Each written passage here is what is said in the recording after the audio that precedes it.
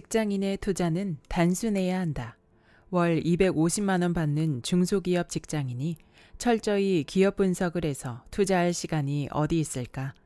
100만 원을 투자해서 50% 수익을 내는 것과 1000만 원을 투자해서 5%의 수익을 내는 것 중 어떤 방법이 더 빠르고 확실할까? 당신은 한 달에 10만 원씩 적립식 투자를 하고 있는가? 그마저도 여러 종목에 나누어 투자하고 있지는 않은가? 기회는 언제 어떤 자산에서 나타날지 아무도 예측할 수 없다. 그러므로 1, 2년마다 자신의 연봉만큼 모으면서 큰 돈을 벌 수 있는 때를 마련해야 한다. 여기저기 10만 원씩 쪼개서 투자하는 것이 분산 투자일까? 아니다. 각 자산 시장에 기회가 올 때마다 집중적으로 투자하는 것이 큰 돈을 벌 수 있는 분산 투자 전략이다. 월급이 작다고 종잣돈이 없다고 상심할 필요 없다. 직장인의 월급은 투자를 지탱하는 소중한 기반이다. 월급을 연봉만큼 모으면 집중 투자를 시도해 큰 돈을 벌 수 있는 기회가 생긴다. 안녕하세요. 따뜻한 책 한 잔입니다. 오늘 여러분에게 읽어드릴 책은 월급만으로 부자 되는 집중 투자법, 지은이 김준석, 발행 유노북스입니다. 이 책은 평범한 6년차 직장인이 어떻게 월급만으로 5년 만에 40억 원을 벌었는지 그 과정과 전략을 안내합니다. 그에게는 남다른 3가지 원칙이 있었습니다. 첫째, 주식, 부동산, 비트코인 등 자산에 편견을 갖지 않았습니다. 둘째, 투자 전문가만큼 공부하지 않았습니다. 셋째, 투자 확률이 반반임을 인정하고 적게 잃고 크게 버는 법을 고민했습니다. 저자는 남을 따라할수록 돈을 분산할수록 오히려 돈이 모이지 않는다는 것을 깨닫고 직장인에게 딱 맞는 투자 원칙과 노하우를 터득했습니다. 큰 돈을 벌기 위해서는 큰 종잣돈을 모아야 한다는 것. 그러려면 우량 자산이 하락하기를 기다리며 자신의 연봉만큼 모아야 한다는 것. 그리고 가격의 변곡점에 집중적으로 투자하면 된다는 것. 저자는 이 책으로 월급 받는 직장인이 인생 초반기에 경제적 자유를 얻을 수 있는 투자법을 공유하고자 했습니다. 직장인도 쉽고 확실한 방법으로 부자가 될 수 있습니다. 단지 방법을 몰라서 솟아오르는 자산 가격에 무기력해져서 애써 외면하는 것뿐입니다. 주식, 부동산, 가상화폐, 3가지 자산 시장에서 어떻게 투자할지 고민하는 사람에게 도움을 줄 것입니다. 그럼 지금부터 본문 일부를 낭독해드리겠습니다. 전문 투자자가 아니어도 부자가 될 수 있다. 대가의 방법에 자기만의 투자법을 더하라. 재테크를 시작했을 땐 당연히 어떠한 감도 없이 막연한 두려움만 있었습니다. 사업하는 집안에서 자라지도 않았고 주변에 일찍부터 투자에 나서는 친구들도 없었습니다. 아내와는 맞벌이 부부였으니 먹고 사는 문제가 시급한 상황도 아니었습니다. 딱히 돈에 관한 안 좋은 추억이나 강한 열망이 있던 것도 아니었죠. 소비에는 크게 관심이 없었고 돈은 당연히 절약하며 악착같이 모아야 하는 줄로만 알 뿐이었습니다. 내 집을 갖고 싶다는 단순한 욕구에서 출발한 일이 책까지 쓰는 결과로 이어질 줄은 상상도 하지 못했습니다. 처음엔 무지함을 무기 삼아 단순하게 접근했습니다. 나는 투자를 할 때 고스톱을 자주 떠올렸습니다. 어떻게 하면 작게 패배하고 크게 승리할 수 있는지 그 방법을 찾는 데 열중했습니다. 몇 번의 시행착오 끝에 쓸만한 방법을 구축할 수 있었습니다. 물론 결점은 있었으나 당시에는 꽤 유용한 시작이었습니다. 부족한 점은 꾸준히 보완해 나갔습니다. 앞으로도 유념하고 싶은 점은 아무것도 확신할 수 없다는 것입니다. 나는 뉴스나 숫자를 조합하고 논리를 만들어내기보다는 내가 지니고 있는 몇 개 안 되는 투자 도구를 끊임없이 갈고 닦고 거기에 시장을 비추어 봅니다.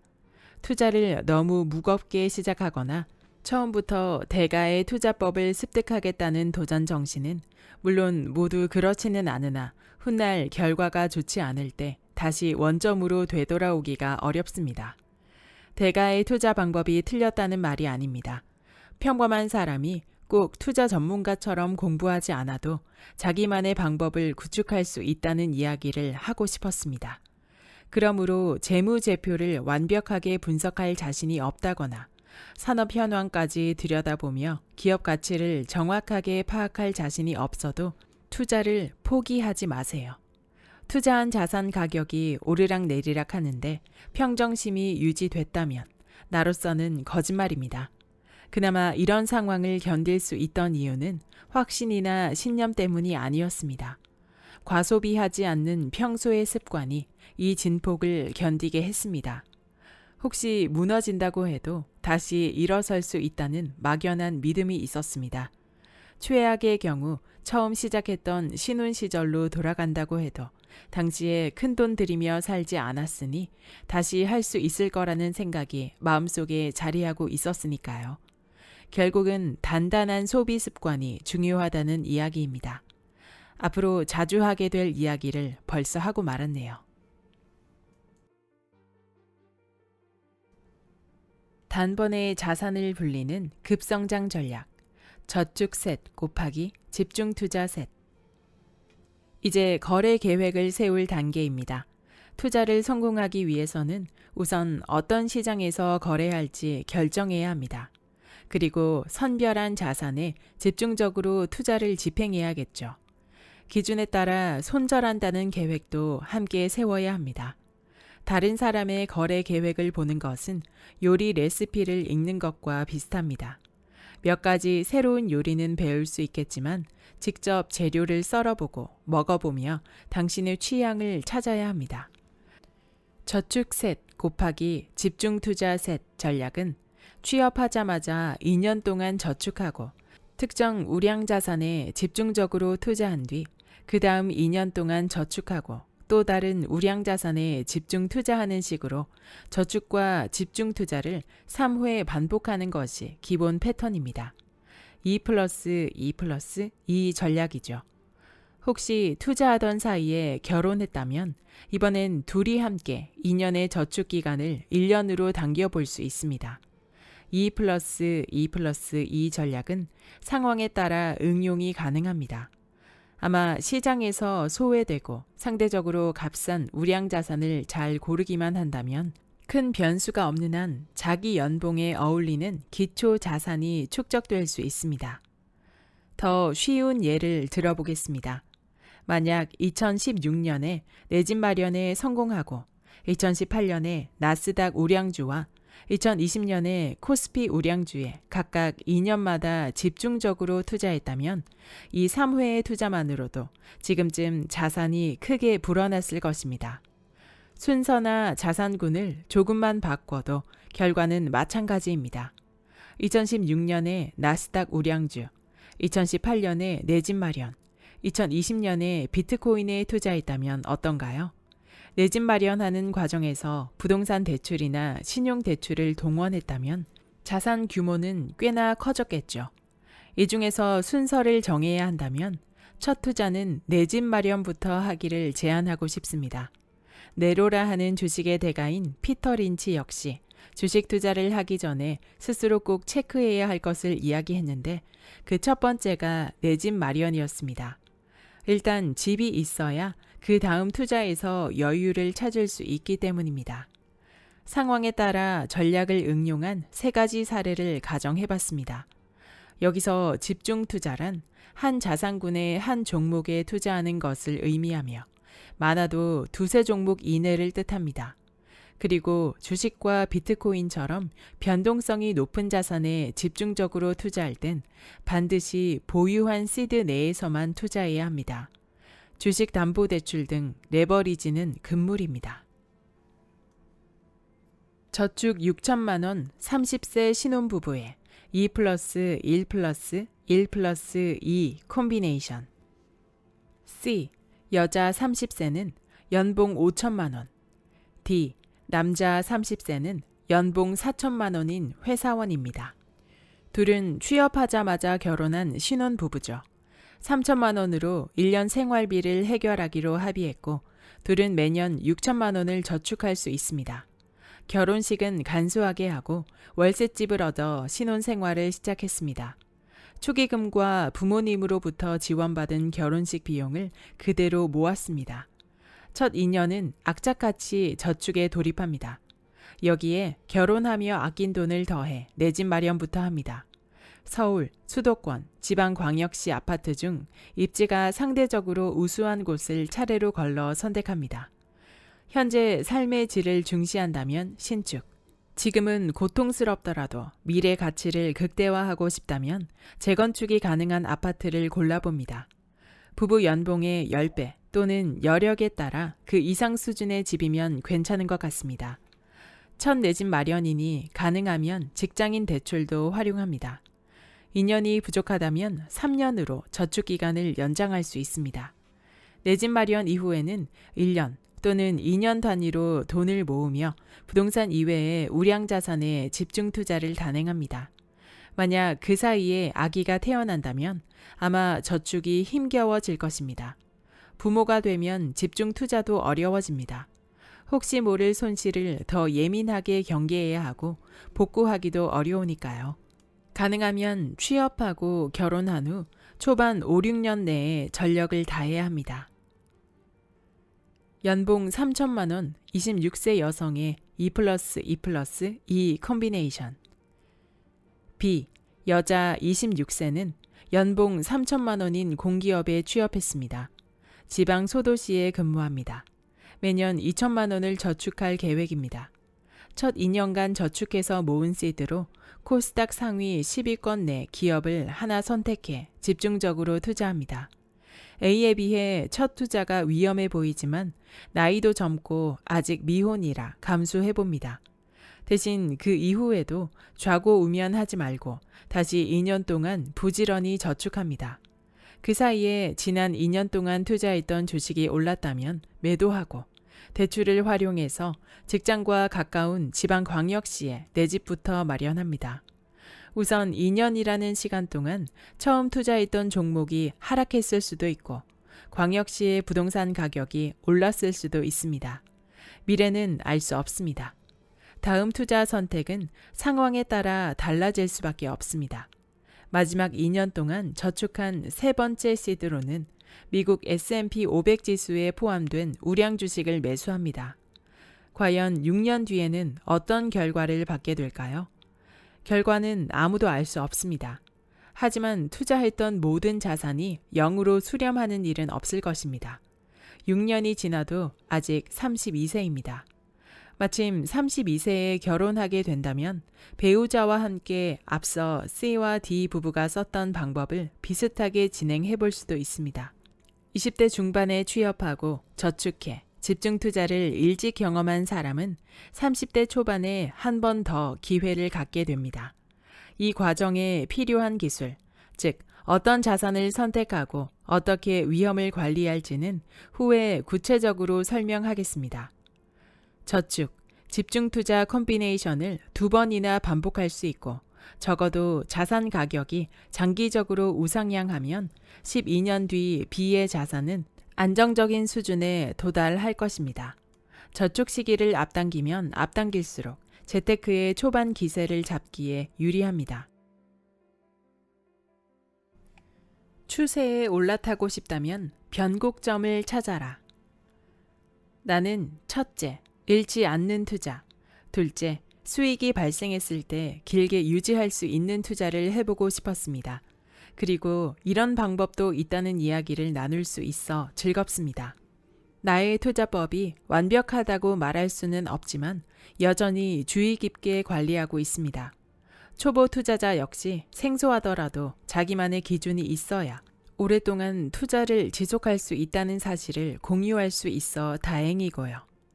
차트에서 변곡점이란 가격의 변화가 급하게 발생하거나 추세적인 방향이 바뀌는 지점을 의미합니다만 명확히 하나의 개념으로 정의하기는 어렵습니다. 축적된 경험과 개인의 성향에 따라 변곡점을 정의하는 지점이 달라질 수 있기 때문입니다. 다만 변곡점이라는 한 가지 주요 틀을 나의 툴로 갖춘 이후에는 시장 환경이나 개별 기업 가치 평가 등 예측하기 어려운 영역도 필요에 따라 원하는 만큼 해석할 수 있게 됐습니다. 공부량을 무한하게 늘리지 않아도 수익을 차곡차곡 쌓을 수 있었고, 단기에 우왕좌왕하는 초보자에서 추세에 올라타는 장기 투자자로 자연스레 변해감으로써 투자 스트레스를 관리 가능한 수준으로 낮출 수 있었습니다. 뉴스보다 변곡점을 보고 투자하면 좋은 점. 예를 들면 이런 것입니다. A 기업의 주가가 3년째 하락하고 있다고 가정해 보겠습니다. 실적이 안 좋다. A 기업이 속한 산업 전망이 밝지 않다. 경영권 분쟁을 겪고 있다 등 하락 시에는 수많은 부정적 뉴스가 들려옵니다. 기묘하게도 주가가 하락하는 중에는 호재 뉴스가 나와도 가격이 반응하지 않습니다. 3년 동안 A 기업과 관련해 쏟아진 뉴스 중에는 맞는 뉴스도 있고 틀린 뉴스도 있을 것입니다. 하지만 변곡점을 찾아 투자하는 사람에게 뉴스는 그저 뉴스일 뿐입니다. 주가가 떨어지는 이유를 호재나 악재성 뉴스로 판단하지 않습니다. 엄밀히 말하자면 나라는 개인 투자자가 뉴스를 읽고 주가에 어떻게 반영될지 해석할 수 없다고 가정하는 것입니다. 변곡점을 기준으로 삼아 투자한다면 다음과 같은 상황을 주목하게 됩니다. 하락 채널 안에서 3년째 하락하던 A 기업의 주가가 슬금슬금 오르더니 일봉은 물론 주봉까지 채널을 돌파했다고 가정하겠습니다. 그 과정에서 돌파하기 직전의 자리도 있고, 돌파 후 횡보하는 자리도 있고, 돌파한 다음 눌린 자리도 있습니다. 어떤 자리를 변곡점으로 판단할지는 개인의 선택입니다. 일단 돌파했다는 사실에 주목해 보는 겁니다. 차트상 주가는 하락 채널을 돌파함으로써 길게 이어져 오던 하락 추세를 상승으로 되돌리는 듯 보이지만 아직 뉴스는 따라오지 못할 수 있습니다. 돌파 시점에도 A 기업에 대한 시장의 평가는 여전히 부정적이죠. 다만 내가 모르는 사이에 실적이 개선되고 있다거나 눈치 빠른 애널리스트가 업황이 돌아서고 있다는 리포트를 발간했거나 실제로 업황이 돌아서고 있을지도 모릅니다.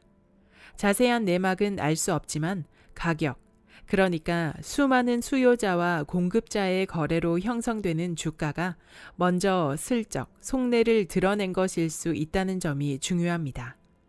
A 기업 주가의 오랜 하락 채널 돌파를 바라보며 내가 모르는 가치 변화가 있을 수 있겠구나 짐작해 볼 수 있습니다. 어느 자리에 베팅했든 가격이 당연히 바로 오르지는 않습니다. 오히려 휩소일 수 있습니다. 하지만 3년 만에 추세를 돌린 이유가 실제로 기업의 펀더멘털이 개선됐기 때문이라면 상승 추세가 장기적으로 이어질 가능성이 높을 수 있습니다. 반대로 아무런 의미도 없다면 주가는 다시 하락하여 하락 채널 안으로 복귀할 것입니다. 혹은 하락 채널 하단부로 더 깊이 떨어질 수도 있습니다. 그러니까 손절 라인을 잡아두고 대비하는 수밖에요. 추세를 돌린 다음 올라가는 건 알아서 올라갈 일이고 예상과 다른 하락 흐름이 나올 때 칼같이 정리할 준비를 해야 합니다. 변곡점에서 상승하고 하락할 확률은 언제나 반반이다. 변곡점이라고 판단했어도 변동성이 바로 증폭되지 않을 수 있습니다. 오르거나 내리는 대신 지루한 횡보가 얼마든지 나올 수 있습니다. 이때 투자자는 불안해집니다. 그럴 땐 대응 계획을 갖고 기다리면 됩니다. 진입했던 가격을 기준으로 조금씩 떨어진다면 떨어질 때마다 조금씩 덜어낸다거나 오를 때마다 일부 익절하면서 비중을 조절할 수 있습니다. 위험을 관리하기 위해서 말이죠. 물론 아무것도 하지 않고 기다릴 수도 있습니다. 예상과 다르게 횡보가 길어질 때 이를 완전히 정리하고 다음 기회를 노릴 수도 있고요. 가격이 올라갈 확률과 떨어질 확률은 언제나 반반입니다. 변곡점이라고 다르지 않습니다. 내가 좋아하고 대응하기 편한 패턴만이 있을 뿐입니다. 각 패턴의 변곡점마다 리스크가 다르고 개인이 감당할 수 있는 금액, 능력, 계좌 상황도 다르기 때문에 사람마다 선호하는 변곡점은 동일할 수 없습니다. 반복해서 말하지만 내가 좋아하고 익숙한 자리라도 주식은 올라갈 확률 반, 내려갈 확률 반입니다.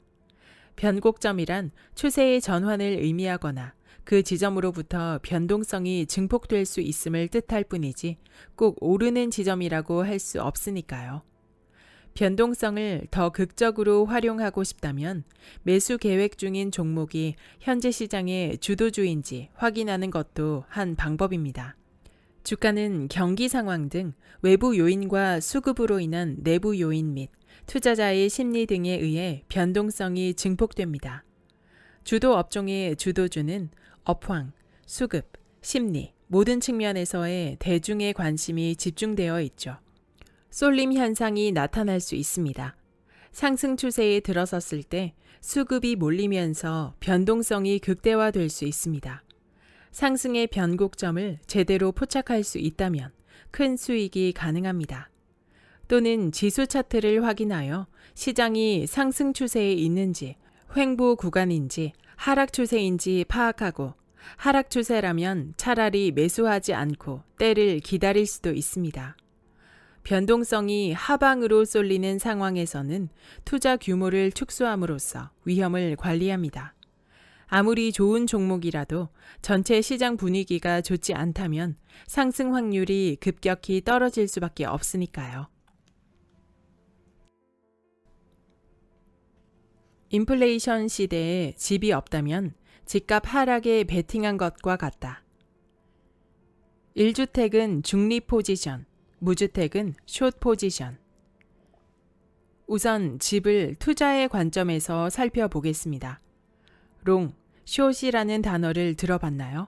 자산시장에서 자산 가격이 상승하는 데 베팅하면 롱, 하락하는 데 베팅하면 숏 포지션을 취했다고 말합니다.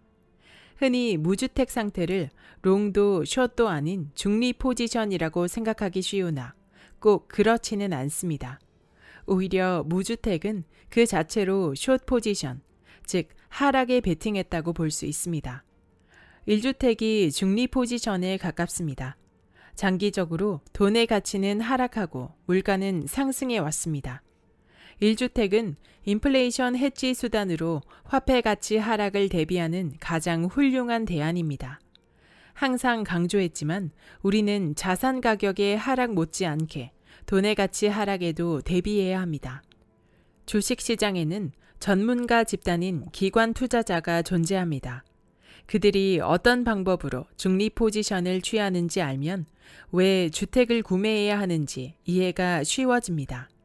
그들은 중립 포지션이라고 해서 주식을 전부 팔고 현금화하지 않습니다. 대신 운용하는 자금을 지수에 벤치마크 시킵니다. 지수가 오르는 비율만큼만 수익을 내고 내려도 내린 만큼만 손실을 보도록 말입니다. 1주택을 보유한 상태와 비슷합니다. 부동산 시장이 오르는 만큼 혹은 떨어지는 만큼 내가 보유한 부동산 자산의 가격이 함께 변화하게 되죠. 무주택은 숏, 즉 주식시장에서 인버스에 베팅한 상황과 비슷합니다. 일반적으로 주가가 신고가를 기록할 땐 함부로 하락에 베팅하지 않습니다. 고점의 끝은 아무도 예측할 수 없으니까요. 결국 집값 상승기에 인버스에 물린 상황을 피하려면 집을 보유하고 있어야겠죠. 집값이 계속 상승하는데 무주택이라면 자산 대신 화폐를 보유한 상황이므로 화폐 가치 하락이라는 위험에 직면한 셈입니다. 또는 상승 사이클이 끝나고 하락기에 집을 사겠다고 한다면 고점의 끝을 예상하겠다는 뜻인데 예측의 어려움은 그렇다 쳐도 위험 포지션에 스스로를 노출시키는 셈이죠. 실제로 숏을 길게 끌고 가는 전략은 위험하다고들 합니다. 자산시장은 대체로 우상향 해왔기 때문입니다. 어떤 자산 가격이라도 상승할 수 있는 폭에는 제한이 없습니다. 반대로 하락의 폭은 0으로 제한되어 있습니다. 숏은 제 아무리 크게 수익을 취해도 결국 2배지만 롱은 무한대에 가깝습니다. 그래서 물려도 롱의 물리라는 말이 나옵니다. 청약을 계획하는 심정을 이해하지만 당첨 가능성이 낮고 경쟁률이 치솟는 상승장에서 그것을 기다려야 하는 평균적 기회비용을 고려했을 때 청약 또한 안전한 전략이 아닐 수 있습니다. 여태 투자 관점에서 설명했으나 집에는 주거라는 중요한 사용 가치가 존재합니다. 혹시나 가격이 하락하더라도 내가 거주하면 그만입니다. 어떤 투자든 하락장에서 효용이 생기는 자산은 1주택뿐입니다. 이것이 경제활동을 시작하면 내 집 마련부터 시작하라고 제안하는 이유입니다. 사람마다 감당해야 하는 위험도는 다르겠지만 투자 가치에 더해 주거의 가치까지 고려한다면 감당할 수 있는 범위 안에서 레버리지도 일으켜 볼만 합니다. 입지 분석은 4+1, 손실을 최소화하는 검증된 방법. 첫 번째 입지 요건, 일자리. 부동산 시장의 가장 두터운 수요층은 직장인입니다. 직장인은 결국 직장 근처에 거주할 수밖에 없으니 일자리가 많은 곳은 집값이 높게 형성됩니다. 대중교통을 이용했을 때 일자리 밀집 지역까지 이동하는데 얼마나 걸리는지, 실제로 물리적 거리는 얼마나 되는지 따져봐야 합니다. 서울 시내 일자리는 강남, 광화문, 여의도에 집중되어 있습니다. 당연히 해당 지역의 집값은 높을 수밖에 없습니다.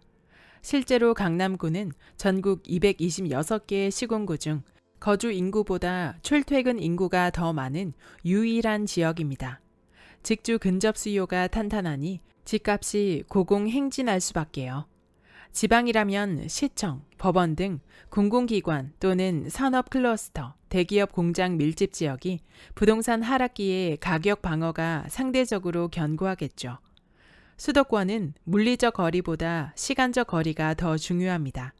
GTX 노선이 발표되자 서울의 업무지구와 연결될 것으로 예상된 송도, 수원 등의 아파트 가격이 급상승했습니다. 신안산선 개통을 앞두고 여의도와 연결될 지역도 집값이 올랐습니다. 물리적 거리는 멀어도 교통의 접근성이 개선되기 때문입니다. 그 지역의 직장인의 평균 연봉 수준도 집값을 결정하는 주요 요소입니다.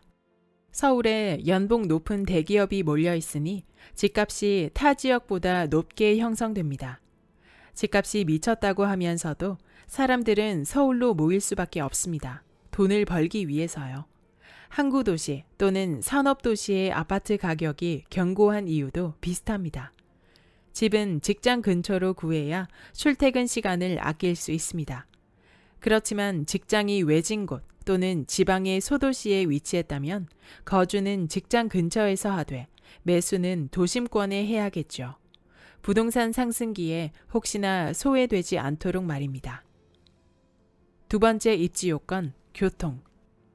로마가 대형 제국을 건설할 수 있었던 배경에는 세계 구석구석까지 닿는 도로가 있었습니다. 모든 길은 로마로 통했으니까요. 길이 뚫리면 물류와 사람이 도로를 따라 더 빠르게 이동할 수 있습니다. 덕분에 배후 수요가 두터워져 인프라가 함께 발달합니다. 현대사회에서 교통의 핵심은 지하철입니다. 물론 지하철이 부동산 가격에 영향을 미치는 정도는 수도권과 지방 사이에 차이가 있습니다. 지방은 지하철이 구석구석 닿지 않지만 수도권보다 교통체증이 심하지 않고 차량 의존도가 높은 편이라 상대적으로 대중교통의 중요성이 덜 부각됩니다. 반면 서울 및 수도권에서 집을 구할 땐 지하철 노선이 일자리 밀집 지역과 얼마나 단시간에 연결되는지를 주요 변수로 둬야 합니다. 유동 인구를 결정하는 핵심 요인이기 때문입니다. 교통 호재가 있는 지역은 집값이 4단계에 걸쳐 변화합니다. 계획이 발표된 시점에 처음 가격이 꿈틀하고 착공 시 또다시 움직입니다. 개통한 직후에 기대감으로 한 번 더 상승하고 몇 년이 흘러 실제로 효과가 입증될 경우 그 가치가 가격에 반영됩니다. 이왕 매수 타이밍을 조절하고 싶다면 각 단계의 직전 시점이 상대적으로 유리하겠죠. 물론 대체로 이렇다는 것이지 집값 하락기에는 호재도 큰 효과가 없으니 교통개발 호재는 부동산 구입 시점에 맞춰 유연하게 검토할 재료입니다. 세 번째 입지 요건, 학군. 학군이 자녀의 성적을 보장하진 않습니다. 상위권 학생은 어떤 환경에서도 공부를 하니까요.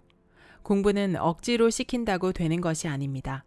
좋은 대학교에 가는 학생은 수도권이 아닌 곳에도 있습니다. 다만 학군이 우수한 지역은 학생들의 일탈 하단 지지선이 단단한 경향이 있습니다. 자녀 때문에 학군지를 찾는 부모라면 대체로 교육에 관심이 높을 수밖에 없습니다. 이런 지역은 학생들이 부모의 울타리를 벗어나기 어려운 환경에 놓입니다. 학원을 빼먹거나 PC방에 몰래 가는 정도가 일탈의 전부겠죠. 같이 어울리는 친구들이 예측 가능할수록, 그리고 그 친구들이 커서 좋은 친구가 되어줄 수 있다는 가능성만으로 학군지에 의미를 부여하는 부모가 많습니다. 부모들은 자녀의 성적도 중요시하지만 안전과 또래 집단 문화에도 관심이 지대하기 때문입니다. 초등학교를 품은 아파트라는 신조어, 초품화도 아이들의 안전을 우선하는 부모의 관심으로부터 탄생한 단어입니다. 한편 학원가는 희소한 자원입니다. 학교에 비해 학원가는 귀하니까요. 넓은 서울에도 학원가라고 알려진 곳이라면 대치동, 목동, 노원 정도입니다. 학원을 한 군데만 다니는 학생은 잘 없습니다. 학원 수업 사이에 공백이 발생하기 마련이니까요. 학원까지 데려다주고 데려오는 일은 둘째 치더라도 학원 수업 사이에 학생이 맘 편히 쉴 공간은 집밖에 없습니다. 부모들은 자녀가 카페나 편의점을 전전하기를 원하지 않습니다. 자유롭게 집을 오가며 여러 학원을 다니길 바랍니다. 어쩔 수 없이 학원가 근처에 집을 알아보게 되는 이유입니다. 학군의 중요성은 지방으로 갈수록 커집니다. 수도권에 비해 인구 밀도가 낮은 지방은 직주 근접이 비교적 용이하고 대중교통보다 자가용을 많이 이용하므로 부동산 수요를 분산할 수 있습니다. 반면 학군지는 대구 수성구, 대전 둔산동과 같이 지역의 브랜드 기능을 합니다. 희소하기 때문에 수요를 유발하죠. 학생들의 숫자가 급히 감소하는 요즘 시대에는 소수 지역에 학원이 밀집되는 경향이 더욱 두드러지고 있습니다. 그래서 학군지의 희소성은 앞으로 더 강화될 것입니다. 네 번째 입지 요건, 자연환경. 자연환경은 조망과 접근성이라는 두 가지 측면에서 살펴볼 수 있습니다. 한강변 아파트는 모두가 살고 싶어 하는 곳입니다. 대개 사람들은 집에서 한강을 바라보는 조망을 동경합니다. 그렇지만 한강의 진짜 매력은 이용 가치에 있습니다. 도심 속에서 걷고 즐기고 운동하고 먹고 쉴 수 있는 공간이 집 앞에 존재하는 것만으로 특별한 가치를 지니기 때문입니다. 이는 사람들의 선호에 영향을 미치고 문화적 특권으로 작용해 집값에 프리미엄이 더해집니다. 한강은 조망과 접근성이라는 두 가지 조건을 모두 충족하는 대표적 사례입니다. 공원은 어떨까요? 미끄럼틀과 운동기구가 몇 개 있는 공원 말고 대규모 공원 말입니다. 산책도 하고 가벼운 조깅도 할 수 있는 공원은 도심에 잘 없습니다. 도심 속에 위치한 대형 공원은 접근이 용이하고 규모에 따라 조망이 나오기도 합니다. 서울의 서울숲이 그 예시입니다. 미래에 조성될 용산공원도 비슷한 기능을 합니다. 희소성이라는 측면에서 대규모 공원은 집값을 견인하는 긍정적 입지 요소로 작용할 수밖에 없습니다. 산은 규모와 위치에 따라 호불호가 나뉩니다. 산의 존재는 교통을 가로막기도 합니다. 직선 거리로 금방이라도 산 때문에 돌아가야 하면 오랜 시간이 소요됩니다. 좁은 터널은 교통체증의 주요 원인이 되기도 합니다. 또한 산을 산책 공간으로 활용할 수 있을지는 미지수입니다. 산과 붙어있는 아파트는 경사면과 접할 확률이 높은데 일반적으로 구릉지는 평지에 비해 높이 평가받지 못합니다. 다만 뒷동산처럼 산책이 가능한 소규모 산들은 조망과 이용 가치라는 측면에서 긍정적입니다. 하천 근처는 산지와 다르게 평지에 속합니다. 산지가 갖는 지형적 디스카운트 요소는 사라지는 셈입니다. 하천을 따라 산책할 수 있고 물이 흐른다는 자체로 집값에는 호재로 작용할 수 있습니다. 플러스 1. 추가적 입지 요건, 대단지. 버스 노선, 상권 등 생활 인프라는 대단지 아파트를 중심으로 형성됩니다. 유치원과 학교가 자연스레 생겨나기도 하죠. 단지 내에는 커뮤니티 시설이 있고 산책도 가능합니다. 지역을 대표하는 랜드마크로 부상하기에 손색이 없습니다. 도심 내 대규모 아파트 부지는 갈수록 귀해지고 있습니다. 거대 면적을 단일 아파트 단지가 지배한다는 사실은 희소성을 갖습니다. 나홀로 아파트에 비해 거래가 수월해 환금성도 뛰어납니다. 또한 대단지 아파트는 도시개발의 호재를 직접적으로 누릴 가능성이 큽니다. 도시개발은 애초에 계획 단계에서 얼마나 많은 사람이 혜택을 볼 수 있는지를 고려하기 때문에 수많은 사람이 모여 사는 대단지 아파트 위주로 개발 계획이 수립될 수밖에 없기 때문입니다. 비트코인이 안전자산이라면 누가 안 살까? 지인들과 비트코인 투자를 이야기하면 이미 늦지 않았나요? 혹은 통 믿음이 안 가요 라는 답을 듣습니다. 선부터 긋는다는 느낌을 받죠. 우리는 쉽게 과거에 사로잡힙니다. 물론 어떤 목표를 성취했다면 이를 유지하기 위해 변화를 거부할 수 있습니다.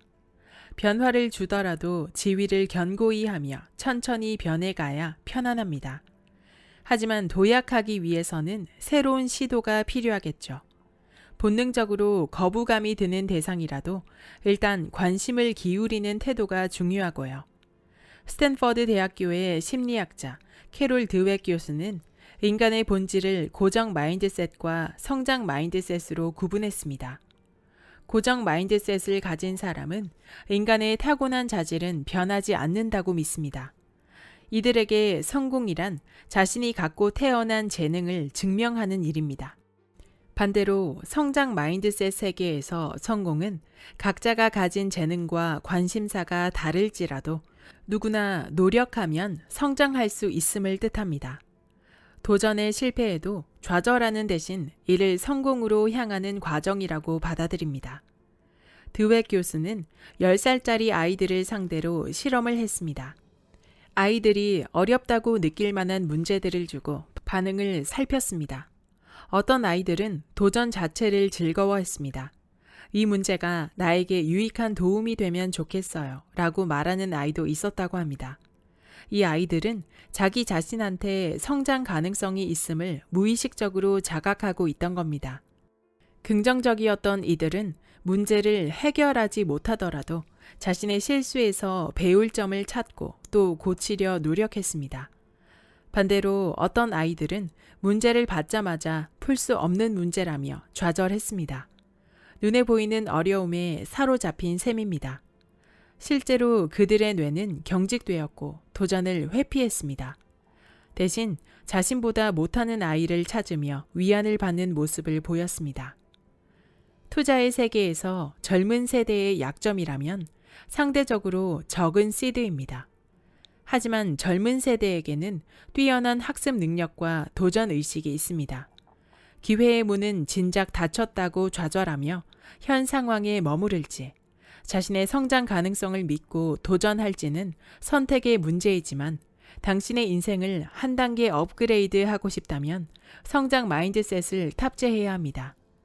하루 30분씩이라도 집 밖을 나가 달리다 보면 컨디션이 눈에 띄게 좋아지는 경험을 할 수 있습니다. 회사 복도에서 모르는 동료에게 밝게 인사를 건네다 보면 어느새 그 동료와 친해지는 경험을 하게 됩니다. 잠들기 전 하루 동안 감사했던 일을 하나씩 떠올리는 연습을 하면 어느 날은 인생 그 자체로 행복을 실감하기도 합니다.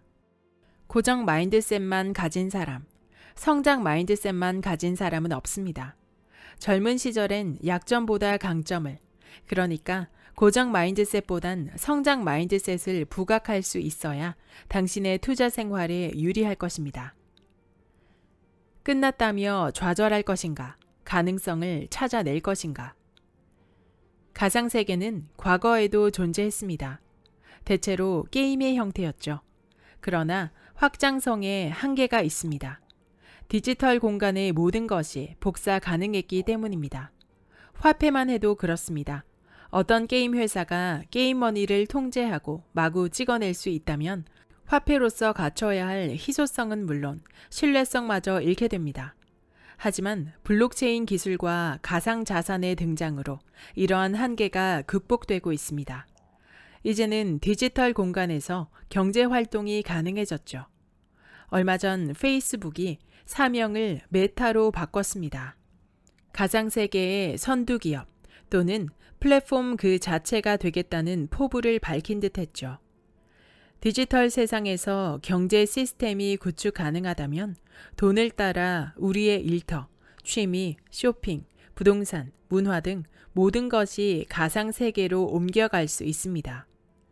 요즘 유행하는 NFT 역시 쉽게 말해 디지털 세상으로 옮겨간 자산의 등기부 등본에 가깝습니다. 내가 비트코인 시장에 진입했을 때 뭐 이런 시장이 있을까라는 마음에 당황스럽기도 했습니다. 24시간 거래할 수 있다는 점부터 놀라웠습니다. 솔직히 비트코인에 관한 공학적 기술을 얼마나 아느냐고 묻는다면 거의 모른다고 답해야 할 것입니다. 그렇지만 나는 투자적인 관점에서 비트코인을 공급이 2100만 개로 제한된 대체 자산으로 정의했습니다. 공급이 제한된 상품은 가격이 비탄력적으로 움직입니다. 수요가 변하면 가격의 변동폭은 커질 수밖에 없습니다. 즉, 대중이 조금만 열광해도 비트코인의 가격은 크게 상승할 수밖에 없는 구조입니다. 공급이 비탄력적인 자산에는 언제나 기회가 있죠. 사람들은 비트코인이 화폐인지 아닌지 논쟁합니다. 기술적으로 상용화 될 수 있는지의 여부도 주요 관심사입니다. 비트코인이 화폐처럼 사용되는 모습을 기어이 목격한 다음 투자에 나서고 싶어 합니다. 하지만 모두가 비트코인의 가치에 동의하는 순간 비트코인은 오히려 투자 대상으로서 매력을 잃는다고 생각합니다. 대중의 생각이 일치하는 곳에서는 평균 이상의 수익을 기대하기 어렵기 때문입니다. 버블이 형성되는 시장의 모습은 대개 유사합니다. 얼핏 봤을 땐 단순해 보이지만 알면 알수록 복잡한 상품이어야 버블이 발생합니다. 좋아 보이긴 하는데 왜 좋은지 막상 이야기하라고 하면 설명이 쉽지 않은 상품들 말입니다. 게다가 공급이 한정적이라면 거품 끼기 더없이 좋은 여건이겠죠. 누구나 쉽게 이해하는 상품은 가격 상승이 제한적일 수밖에 없습니다. 이미 그 가치가 가격에 반영되었기 때문입니다. 버블 초기에는 돈을 벌었다는 사람의 이야기가 영웅담처럼 들립니다. 대중은 영웅을 좇고 싶어 합니다. 부자가 되고 싶다는 마음에 무분별하게 시장에 뛰어들고 사람들이 모일수록 버블은 정점을 향해 치닫습니다. 변동성이 큰 시장에 진입할 때에는 거래의 목적을 분명히 해야 합니다. 처음엔 적당한 수익을 목표로 삼았지만 점점 가격 변동에 심취해 원래의 목적은 잊고 재미를 탐닉하는 경우가 자주 발생하기 때문입니다. 투자는 도박보다 세련된 행위지만 흥분하기 시작하면 정신적으로 취약해진다는 점에서 크게 다를 바가 없어집니다. 초기 목적과 손익 실현 계획은 어느새 잊은 채 허황된 꿈에 취하고 투자를 일상의 권태를 극복하는 수단으로 이용하다 결국 손실을 보게 됩니다. 나는 전문 투자자나 뛰어난 전업 투자자를 위해 이 책을 쓴 게 아닙니다. 당신과 나처럼 심리적으로 취약한 초보 투자자를 위해 썼습니다. 평범한 직장인인 우리들은 새로운 투자 세계에 발을 들이기 전에 두려움부터 들 수밖에 없습니다. 차라리 외면하면 안전한 것도 진실입니다. 하지만 새로운 경험에서 비롯된 두려움은 기존의 나를 뛰어넘어 높은 수준으로 도약하는 지렛대가 되어주기도 합니다. 모든 경험은 지나온 발걸음으로 남아 새로운 자본으로 각인되니까요. 시장을 다양하게 경험해야 버틸 힘이 생긴다. 부동산 시장 다음엔 비트코인 시장, 그리고 다시 주식 시장으로 옮겨갔다고 하면 하나의 자산 시장에서 일가를 이룬 사람의 입장에서는 그 모습이 불안해 보일 수도 이해되지 않을 수도 있습니다. 하지만 나는 단기간에 서로 다른 시장을 경험한 덕분에 투자 기준으로 삼을 것과 지울 것을 명확하게 구분할 수 있었습니다. 앞으로 투자를 얼마나 더 지속할지는 모르겠습니다. 언제까지 지속한다고 한들 내 안의 카오스는 영원히 통제하지 못할 것입니다. 실체 없는 이 카오스는 모두의 마음속에 존재합니다. 카오스의 모습을 뚜렷하게 설명하긴 어렵습니다. 카오스를 마주하는 건 개인의 영역입니다. 언제든 잠복해 있다가 공포, 희망, 절망, 환희, 자만 같은 형태로 나타나겠죠. 감정의 변화를 내면화하고 견뎌내기란 말처럼 쉬운 일이 아닙니다. 감정은 영원히 통제할 수 없습니다. 성공과 실패를 냉정하게 바라보기는 어렵습니다. 하지만 성공에만 몰두하는 사람은 한 번의 실패에도 무너져 내리기 쉽습니다. 반대로 실패에 매우 예민한 사람은 재도전이 어렵습니다.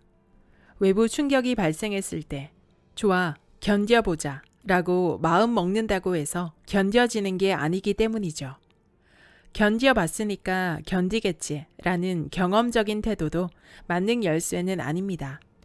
실로 재미라고는 없는 기본적인 이야기지만 차라리 잘 먹고 잘 자고 좋은 생각을 하고 운동하며 보내는 시간이 투자에 더욱 도움될 것입니다. 사람이 단단해져야 제3자 입장에서 상황을 바라볼 수 있으니까요. 미세한 차이로 승부가 갈리는 경기에선 얼마나 좋은 컨디션을 유지하느냐가 승패를 좌우합니다. 자기 기준과 감각을 길렀다 해서 시장에서 승리할 준비가 됐다고 말하기도 어렵습니다. 그렇지만 이제는 시장에 진입해도 되겠습니다. 라고 말할 수 있을 것입니다. 그 이후의 결과는 행운의 문제일 수도 있고 재능이나 노력의 문제일 수도 있습니다. 시장은 어렵습니다.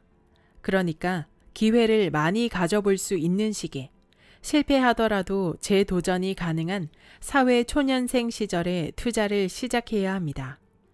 취업 직후에 투자를 시작해서 이를 오랫동안 지속하다 보면 결국 투자란 태도의 문제임을 절감하게 될 것입니다. 흔들리지 말고 게으름 피우지 말고 한 걸음 한 걸음 최선을 다해 버텨야 합니다. 투자는 자유를 동경하는 우리들의 마음을 사로잡습니다. 사람들은 노트북 하나만 들고 세계 여행을 다니는 삶을 꿈꾸죠.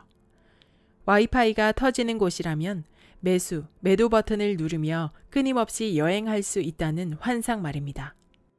하지만 당장 오늘의 일상과 투자의 균형부터 찾는 노력이 첫걸음입니다. 나도 투자에 과도하게 몰입하던 시절이 있었습니다. 강변을 따라 뛰다 문득 벌써 계절이 바뀌었어? 하고 바람과 온도를 느끼면서 하늘과 꽃과 바람의 존재도 모르고 사는 게 옳은 일인지 스스로에게 물었던 기억이 납니다. 월급 인생 초반에 재테크의 기세를 잡으세요. 투자는 일찍 시작해 빨리 경제적 자유를 이룬 다음 관둘 수 있다면 좋겠고, 장기전으로 끌고 가야 한다면 일상을 단단하게 가꾸어 가기를 바랍니다.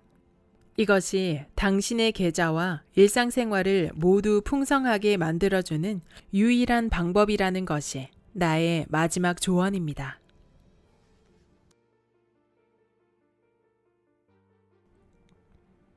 여기까지 월급만으로 부자 되는 집중 투자법의 본문 일부였습니다. 이 책의 저자 김준성님은 월급만으로 5년 만에 40억 원의 자산을 만들었으며 2016년 부동산, 2018년 비트코인, 2020년 주식까지 연달아 투자에 성공하며 여러 분야의 투자 성공을 만들어낸 이력을 가지고 있습니다.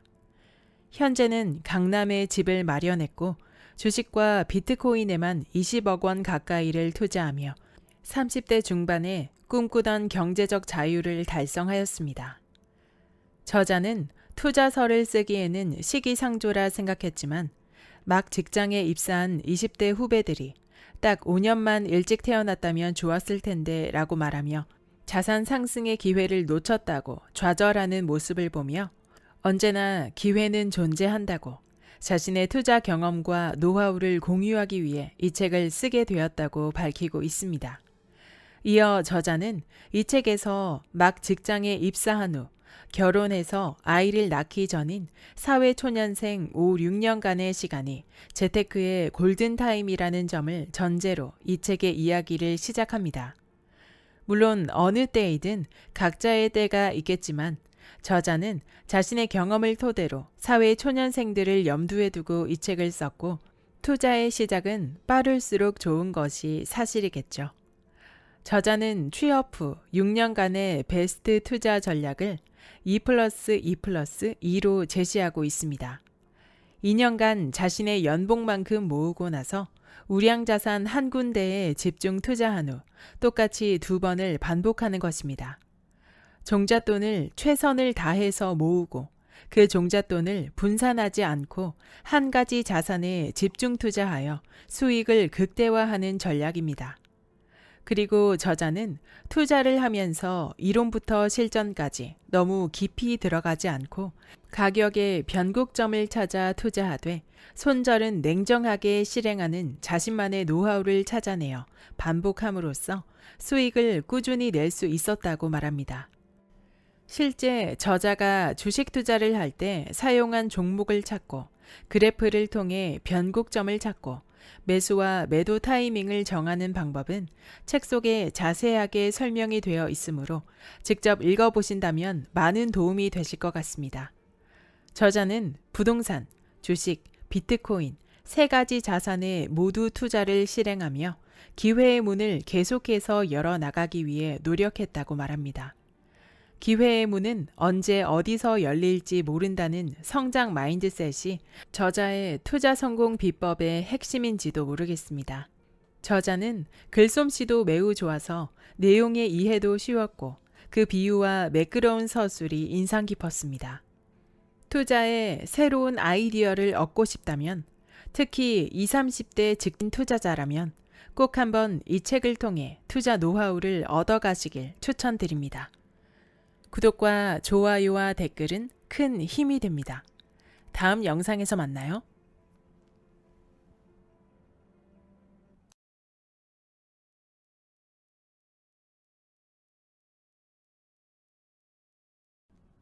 전문 투자자가 아니어도 부자가 될 수 있다. 대가의 방법에 자기만의 투자법을 더하라. 재테크를 시작했을 땐 당연히 어떠한 감도 없이 막연한 두려움만 있었습니다.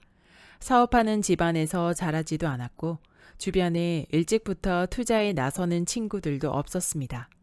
아내와는 맞벌이 부부였으니 먹고 사는 문제가 시급한 상황도 아니었습니다. 딱히 돈에 관한 안 좋은 추억이나 강한 열망이 있던 것도 아니었죠.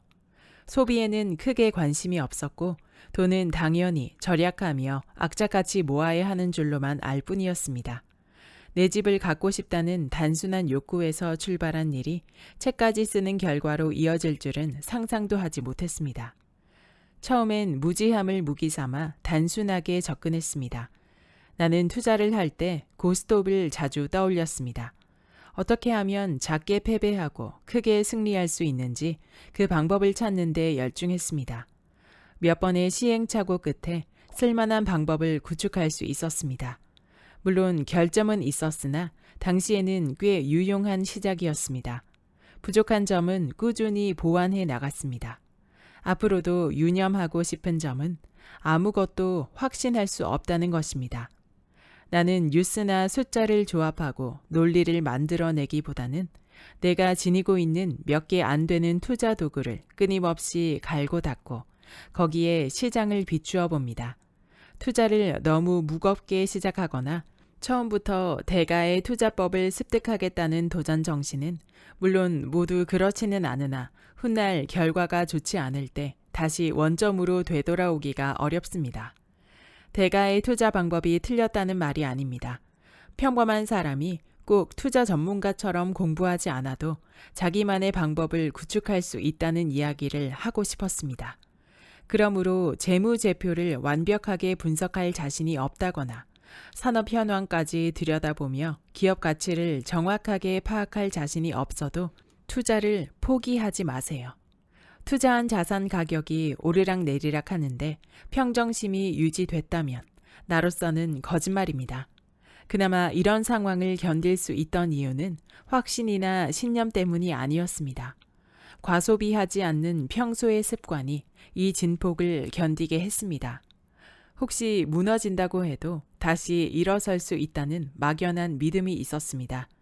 최악의 경우 처음 시작했던 신혼 시절로 돌아간다고 해도 당시에 큰돈 들이며 살지 않았으니 다시 할 수 있을 거라는 생각이 마음속에 자리하고 있었으니까요. 결국은 단단한 소비 습관이 중요하다는 이야기입니다. 앞으로 자주 하게 될 이야기를 벌써 하고 말았네요. 단번에 자산을 불리는 급성장 전략. 저축 셋 곱하기 집중 투자 셋. 이제 거래 계획을 세울 단계입니다. 투자를 성공하기 위해서는 우선 어떤 시장에서 거래할지 결정해야 합니다. 그리고 선별한 자산에 집중적으로 투자를 집행해야겠죠. 기준에 따라 손절한다는 계획도 함께 세워야 합니다. 다른 사람의 거래 계획을 보는 것은 요리 레시피를 읽는 것과 비슷합니다. 몇 가지 새로운 요리는 배울 수 있겠지만 직접 재료를 썰어보고 먹어보며 당신의 취향을 찾아야 합니다. 저축 셋 곱하기 집중 투자 셋 전략은 취업하자마자 2년 동안 저축하고 특정 우량 자산에 집중적으로 투자한 뒤 그 다음 2년 동안 저축하고 또 다른 우량 자산에 집중 투자하는 식으로 저축과 집중 투자를 3회 반복하는 것이 기본 패턴입니다. 2+2+2 전략이죠. 혹시 투자하던 사이에 결혼했다면 이번엔 둘이 함께 2년의 저축 기간을 1년으로 당겨볼 수 있습니다. 2+2+2 전략은 상황에 따라 응용이 가능합니다. 아마 시장에서 소외되고 상대적으로 값싼 우량 자산을 잘 고르기만 한다면 큰 변수가 없는 한 자기 연봉에 어울리는 기초 자산이 축적될 수 있습니다. 더 쉬운 예를 들어보겠습니다. 만약 2016년에 내 집 마련에 성공하고 2018년에 나스닥 우량주와 2020년에 코스피 우량주에 각각 2년마다 집중적으로 투자했다면 이 3회의 투자만으로도 지금쯤 자산이 크게 불어났을 것입니다. 순서나 자산군을 조금만 바꿔도 결과는 마찬가지입니다. 2016년에 나스닥 우량주, 2018년에 내 집 마련, 2020년에 비트코인에 투자했다면 어떤가요? 내 집 마련하는 과정에서 부동산 대출이나 신용대출을 동원했다면 자산 규모는 꽤나 커졌겠죠. 이 중에서 순서를 정해야 한다면 첫 투자는 내 집 마련부터 하기를 제안하고 싶습니다. 네로라 하는 주식의 대가인 피터 린치 역시 주식 투자를 하기 전에 스스로 꼭 체크해야 할 것을 이야기했는데 그 첫 번째가 내 집 마련이었습니다. 일단 집이 있어야 그 다음 투자에서 여유를 찾을 수 있기 때문입니다. 상황에 따라 전략을 응용한 3가지 사례를 가정해봤습니다. 여기서 집중 투자란 한 자산군의 한 종목에 투자하는 것을 의미하며 많아도 2-3종목 이내를 뜻합니다. 그리고 주식과 비트코인처럼 변동성이 높은 자산에 집중적으로 투자할 땐 반드시 보유한 시드 내에서만 투자해야 합니다. 주식담보대출 등 레버리지는 금물입니다. 저축 6천만 원 30세 신혼부부의 2+1+1+2 콤비네이션. C. 여자 30세는 연봉 5천만 원. D. 남자 30세는 연봉 4천만 원인 회사원입니다. 둘은 취업하자마자 결혼한 신혼부부죠. 3천만 원으로 1년 생활비를 해결하기로 합의했고 둘은 매년 6천만 원을 저축할 수 있습니다. 결혼식은 간소하게 하고 월세집을 얻어 신혼생활을 시작했습니다. 축의금과 부모님으로부터 지원받은 결혼식 비용을 그대로 모았습니다. 첫 2년은 악착같이 저축에 돌입합니다. 여기에 결혼하며 아낀 돈을 더해 내 집 마련부터 합니다. 서울, 수도권, 지방광역시 아파트 중 입지가 상대적으로 우수한 곳을 차례로 걸러 선택합니다. 현재 삶의 질을 중시한다면 신축, 지금은 고통스럽더라도 미래 가치를 극대화하고 싶다면 재건축이 가능한 아파트를 골라봅니다. 부부 연봉의 10배 또는 여력에 따라 그 이상 수준의 집이면 괜찮은 것 같습니다. 첫 내 집 마련이니 가능하면 직장인 대출도 활용합니다.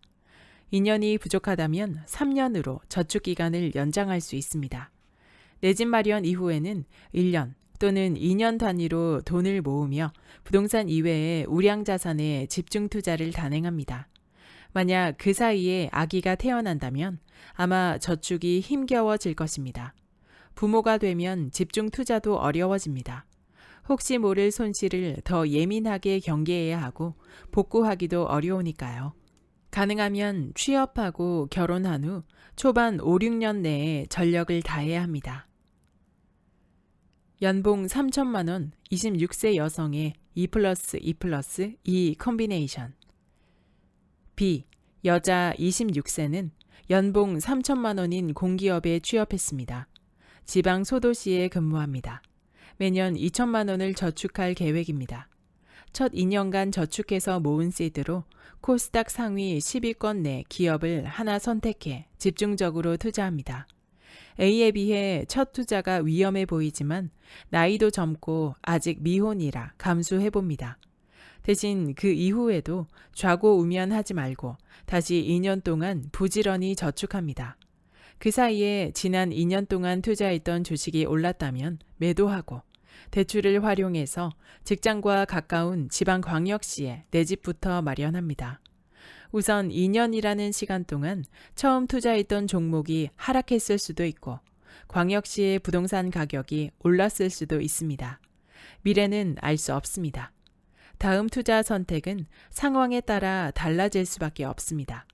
마지막 2년 동안 저축한 세 번째 시드로는 미국 S&P 500 지수에 포함된 우량 주식을 매수합니다. 과연 6년 뒤에는 어떤 결과를 받게 될까요? 결과는 아무도 알 수 없습니다. 하지만 투자했던 모든 자산이 0으로 수렴하는 일은 없을 것입니다. 6년이 지나도 아직 32세입니다. 마침 32세에 결혼하게 된다면 배우자와 함께 앞서 C와 D 부부가 썼던 방법을 비슷하게 진행해 볼 수도 있습니다. 20대 중반에 취업하고 저축해 집중 투자를 일찍 경험한 사람은 30대 초반에 한 번 더 기회를 갖게 됩니다. 이 과정에 필요한 기술, 즉 어떤 자산을 선택하고 어떻게 위험을 관리할지는 후에 구체적으로 설명하겠습니다. 저축, 집중 투자 콤비네이션을 2번이나 반복할 수 있고 적어도 자산 가격이 장기적으로 우상향하면 12년 뒤 B의 자산은 안정적인 수준에 도달할 것입니다. 저축 시기를 앞당기면 앞당길수록 재테크의 초반 기세를 잡기에 유리합니다. 추세에 올라타고 싶다면 변곡점을 찾아라. 나는 첫째, 잃지 않는 투자, 둘째, 수익이 발생했을 때 길게 유지할 수 있는 투자를 해보고 싶었습니다. 그리고 이런 방법도 있다는 이야기를 나눌 수 있어 즐겁습니다. 나의 투자법이 완벽하다고 말할 수는 없지만 여전히 주의 깊게 관리하고 있습니다.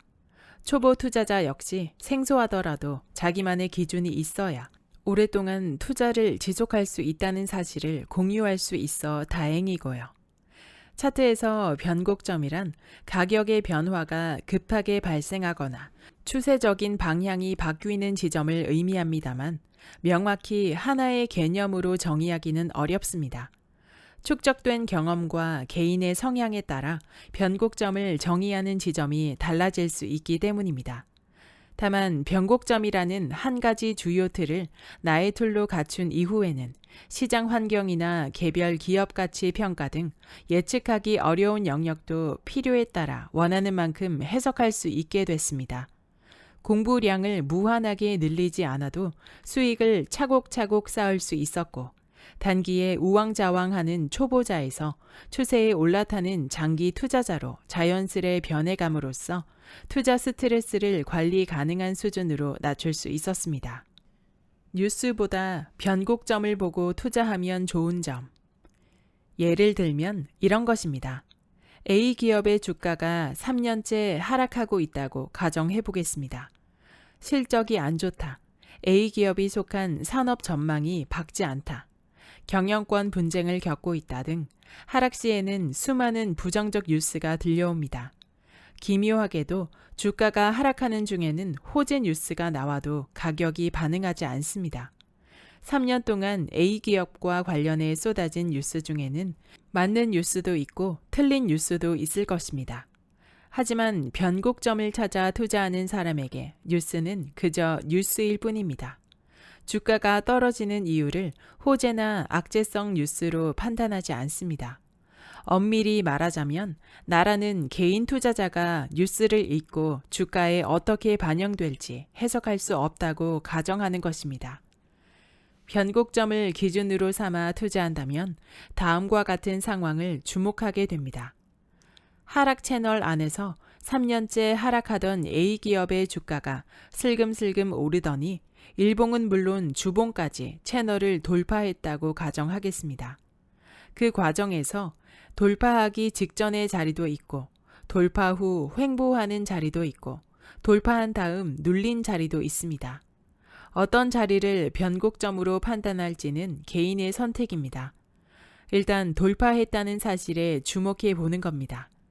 차트상 주가는 하락 채널을 돌파함으로써 길게 이어져 오던 하락 추세를 상승으로 되돌리는 듯 보이지만 아직 뉴스는 따라오지 못할 수 있습니다. 돌파 시점에도 A 기업에 대한 시장의 평가는 여전히 부정적이죠. 다만 내가 모르는 사이에 실적이 개선되고 있다거나 눈치 빠른 애널리스트가 업황이 돌아서고 있다는 리포트를 발간했거나 실제로 업황이 돌아서고 있을지도 모릅니다. 자세한 내막은 알 수 없지만 가격, 그러니까 수많은 수요자와 공급자의 거래로 형성되는 주가가 먼저 슬쩍 속내를 드러낸 것일 수 있다는 점이 중요합니다. A 기업 주가의 오랜 하락 채널 돌파를 바라보며 내가 모르는 가치 변화가 있을 수 있겠구나 짐작해 볼 수 있습니다. 어느 자리에 베팅했든 가격이 당연히 바로 오르지는 않습니다. 오히려 휩소일 수 있습니다. 하지만 3년 만에 추세를 돌린 이유가 실제로 기업의 펀더멘털이 개선됐기 때문이라면 상승 추세가 장기적으로 이어질 가능성이 높을 수 있습니다. 반대로 아무런 의미도 없다면 주가는 다시 하락하여 하락 채널 안으로 복귀할 것입니다. 혹은 하락 채널 하단부로 더 깊이 떨어질 수도 있습니다. 그러니까 손절 라인을 잡아두고 대비하는 수밖에요. 추세를 돌린 다음 올라가는 건 알아서 올라갈 일이고 예상과 다른 하락 흐름이 나올 때 칼같이 정리할 준비를 해야 합니다. 변곡점에서 상승하고 하락할 확률은 언제나 반반이다. 변곡점이라고 판단했어도 변동성이 바로 증폭되지 않을 수 있습니다. 오르거나 내리는 대신 지루한 횡보가 얼마든지 나올 수 있습니다. 이때 투자자는 불안해집니다. 그럴 땐 대응 계획을 갖고 기다리면 됩니다.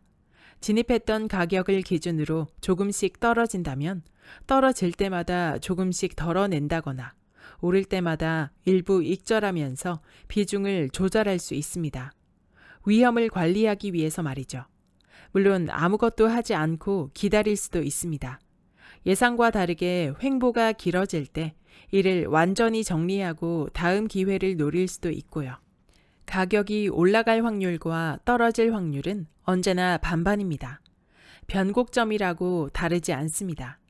내가 좋아하고 대응하기 편한 패턴만이 있을 뿐입니다.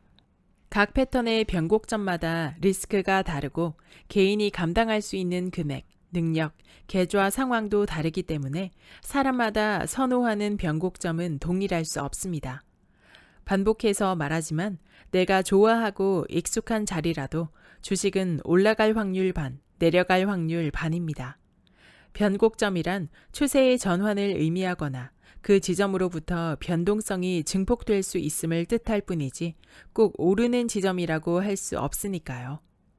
변동성을 더 극적으로 활용하고 싶다면 매수 계획 중인 종목이 현재 시장의 주도주인지 확인하는 것도 한 방법입니다. 주가는 경기 상황 등 외부 요인과 수급으로 인한 내부 요인 및 투자자의 심리 등에 의해 변동성이 증폭됩니다. 주도 업종의 주도주는 업황, 수급, 심리 모든 측면에서의 대중의 관심이 집중되어 있죠. 쏠림 현상이 나타날 수 있습니다. 상승 추세에 들어섰을 때 수급이 몰리면서 변동성이 극대화될 수 있습니다. 상승의 변곡점을 제대로 포착할 수 있다면 큰 수익이 가능합니다. 또는 지수 차트를 확인하여 시장이 상승 추세에 있는지, 횡보 구간인지, 하락 추세인지 파악하고 하락 추세라면 차라리 매수하지 않고 때를 기다릴 수도 있습니다. 변동성이 하방으로 쏠리는 상황에서는 투자 규모를 축소함으로써 위험을 관리합니다. 아무리 좋은 종목이라도 전체 시장 분위기가 좋지 않다면 상승 확률이 급격히 떨어질 수밖에 없으니까요. 인플레이션 시대에 집이 없다면 집값 하락에 베팅한 것과 같다. 1주택은 중립 포지션, 무주택은 숏 포지션. 우선 집을 투자의 관점에서 살펴보겠습니다. 롱, 숏이라는 단어를 들어봤나요? 자산시장에서 자산 가격이 상승하는 데 베팅하면 롱, 하락하는 데 베팅하면 숏 포지션을 취했다고 말합니다. 흔히 무주택 상태를 롱도 숏도 아닌 중립 포지션이라고 생각하기 쉬우나 꼭 그렇지는 않습니다. 오히려 무주택은 그 자체로 숏 포지션, 즉 하락에 베팅했다고 볼 수 있습니다. 1주택이 중립 포지션에 가깝습니다. 장기적으로 돈의 가치는 하락하고 물가는 상승해 왔습니다. 1주택은 인플레이션 해지 수단으로 화폐 가치 하락을 대비하는 가장 훌륭한 대안입니다. 항상 강조했지만 우리는 자산 가격의 하락 못지않게 돈의 가치 하락에도 대비해야 합니다. 주식시장에는 전문가 집단인 기관 투자자가 존재합니다. 그들이 어떤 방법으로 중립 포지션을 취하는지 알면 왜 주택을 구매해야 하는지 이해가 쉬워집니다. 그들은 중립 포지션이라고 해서 주식을 전부 팔고 현금화하지 않습니다. 대신 운용하는 자금을 지수에 벤치마크 시킵니다. 지수가 오르는 비율만큼만 수익을 내고 내려도 내린 만큼만 손실을 보도록 말입니다. 1주택을 보유한 상태와 비슷합니다. 부동산 시장이 오르는 만큼 혹은 떨어지는 만큼 내가 보유한 부동산 자산의 가격이 함께 변화하게 되죠. 무주택은 숏, 즉 주식시장에서 인버스에 베팅한 상황과 비슷합니다. 일반적으로 주가가 신고가를 기록할 땐 함부로 하락에 베팅하지 않습니다. 고점의 끝은 아무도 예측할 수 없으니까요. 결국 집값 상승기에 인버스에 물린 상황을 피하려면 집을 보유하고 있어야겠죠. 집값이 계속 상승하는데 무주택이라면 자산 대신 화폐를 보유한 상황이므로 화폐 가치 하락이라는 위험에 직면한 셈입니다. 또는 상승 사이클이 끝나고 하락기에 집을 사겠다고 한다면 고점의 끝을 예상하겠다는 뜻인데 예측의 어려움은 그렇다 쳐도 위험 포지션에 스스로를 노출시키는 셈이죠. 실제로 숏을 길게 끌고 가는 전략은 위험하다고들 합니다. 자산시장은 대체로 우상향 해왔기 때문입니다. 어떤 자산 가격이라도 상승할 수 있는 폭에는 제한이 없습니다. 반대로 하락의 폭은 0으로 제한되어 있습니다. 숏은 제 아무리 크게 수익을 취해도 결국 2배지만 롱은 무한대에 가깝습니다. 그래서 물려도 롱의 물리라는 말이 나옵니다. 청약을 계획하는 심정을 이해하지만 당첨 가능성이 낮고 경쟁률이 치솟는 상승장에서 그것을 기다려야 하는 평균적 기회비용을 고려했을 때 청약 또한 안전한 전략이 아닐 수 있습니다. 여태 투자 관점에서 설명했으나 집에는 주거라는 중요한 사용 가치가 존재합니다. 혹시나 가격이 하락하더라도 내가 거주하면 그만입니다. 어떤 투자든 하락장에서 효용이 생기는 자산은 1주택뿐입니다. 이것이 경제활동을 시작하면 내 집 마련부터 시작하라고 제안하는 이유입니다. 사람마다 감당해야 하는 위험도는 다르겠지만 투자 가치에 더해 주거의 가치까지 고려한다면 감당할 수 있는 범위 안에서 레버리지도 일으켜 볼만 합니다. 입지 분석은 4+1, 손실을 최소화하는 검증된 방법. 첫 번째 입지 요건, 일자리. 부동산 시장의 가장 두터운 수요층은 직장인입니다. 직장인은 결국 직장 근처에 거주할 수밖에 없으니 일자리가 많은 곳은 집값이 높게 형성됩니다. 대중교통을 이용했을 때 일자리 밀집 지역까지 이동하는데 얼마나 걸리는지, 실제로 물리적 거리는 얼마나 되는지 따져봐야 합니다. 서울 시내 일자리는 강남, 광화문, 여의도에 집중되어 있습니다. 당연히 해당 지역의 집값은 높을 수밖에 없습니다. 실제로 강남구는 전국 226개의 시군구 중 거주 인구보다 출퇴근 인구가 더 많은 유일한 지역입니다. 직주 근접 수요가 탄탄하니 집값이 고공행진할 수밖에요. 지방이라면 시청, 법원 등 공공기관 또는 산업 클러스터, 대기업 공장 밀집 지역이 부동산 하락기에 가격 방어가 상대적으로 견고하겠죠. 수도권은 물리적 거리보다 시간적 거리가 더 중요합니다. GTX 노선이 발표되자 서울의 업무지구와 연결될 것으로 예상된 송도, 수원 등의 아파트 가격이 급상승했습니다. 신안산선 개통을 앞두고 여의도와 연결될 지역도 집값이 올랐습니다. 물리적 거리는 멀어도 교통의 접근성이 개선되기 때문입니다. 그 지역의 직장인의 평균 연봉 수준도 집값을 결정하는 주요 요소입니다. 서울에 연봉 높은 대기업이 몰려 있으니 집값이 타 지역보다 높게 형성됩니다. 집값이 미쳤다고 하면서도 사람들은 서울로 모일 수밖에 없습니다. 돈을 벌기 위해서요. 항구 도시 또는 산업 도시의 아파트 가격이 견고한 이유도 비슷합니다. 집은 직장 근처로 구해야 출퇴근 시간을 아낄 수 있습니다. 그렇지만 직장이 외진 곳 또는 지방의 소도시에 위치했다면 거주는 직장 근처에서 하되 매수는 도심권에 해야겠죠. 부동산 상승기에 혹시나 소외되지 않도록 말입니다. 두 번째 입지 요건, 교통. 로마가 대형 제국을 건설할 수 있었던 배경에는 세계 구석구석까지 닿는 도로가 있었습니다. 모든 길은 로마로 통했으니까요. 길이 뚫리면 물류와 사람이 도로를 따라 더 빠르게 이동할 수 있습니다. 덕분에 배후 수요가 두터워져 인프라가 함께 발달합니다. 현대사회에서 교통의 핵심은 지하철입니다. 물론 지하철이 부동산 가격에 영향을 미치는 정도는 수도권과 지방 사이에 차이가 있습니다. 지방은 지하철이 구석구석 닿지 않지만 수도권보다 교통체증이 심하지 않고 차량 의존도가 높은 편이라 상대적으로 대중교통의 중요성이 덜 부각됩니다. 반면 서울 및 수도권에서 집을 구할 땐 지하철 노선이 일자리 밀집 지역과 얼마나 단시간에 연결되는지를 주요 변수로 둬야 합니다.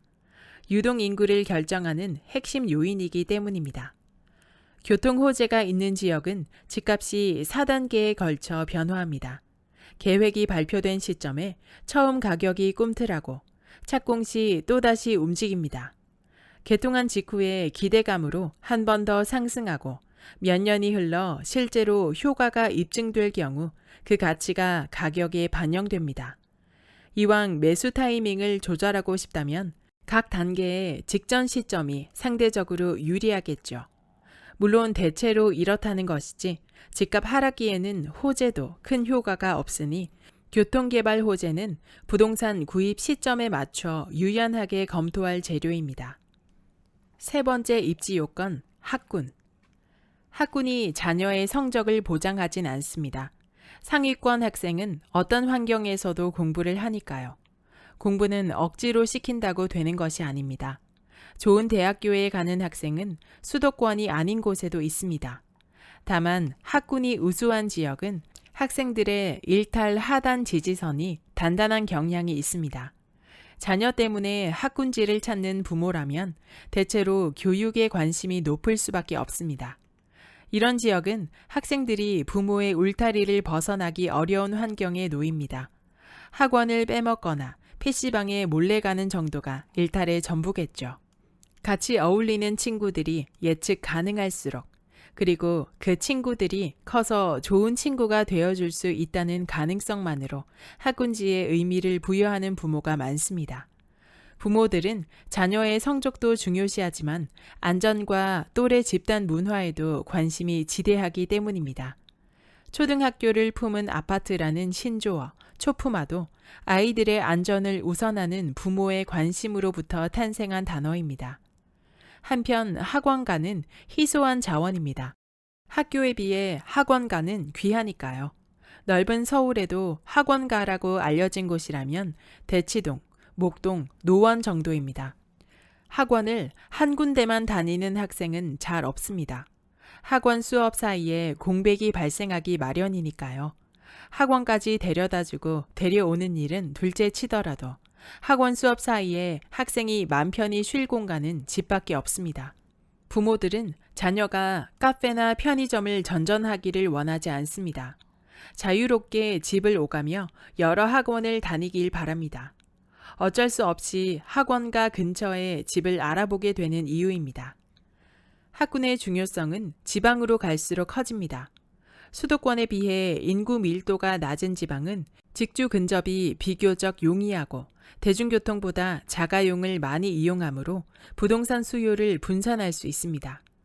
반면 학군지는 대구 수성구, 대전 둔산동과 같이 지역의 브랜드 기능을 합니다. 희소하기 때문에 수요를 유발하죠. 학생들의 숫자가 급히 감소하는 요즘 시대에는 소수 지역에 학원이 밀집되는 경향이 더욱 두드러지고 있습니다. 그래서 학군지의 희소성은 앞으로 더 강화될 것입니다.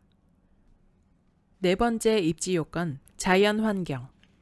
자연환경은 조망과 접근성이라는 두 가지 측면에서 살펴볼 수 있습니다. 한강변 아파트는 모두가 살고 싶어 하는 곳입니다. 대개 사람들은 집에서 한강을 바라보는 조망을 동경합니다. 그렇지만 한강의 진짜 매력은 이용 가치에 있습니다. 도심 속에서 걷고 즐기고 운동하고 먹고 쉴 수 있는 공간이 집 앞에 존재하는 것만으로 특별한 가치를 지니기 때문입니다.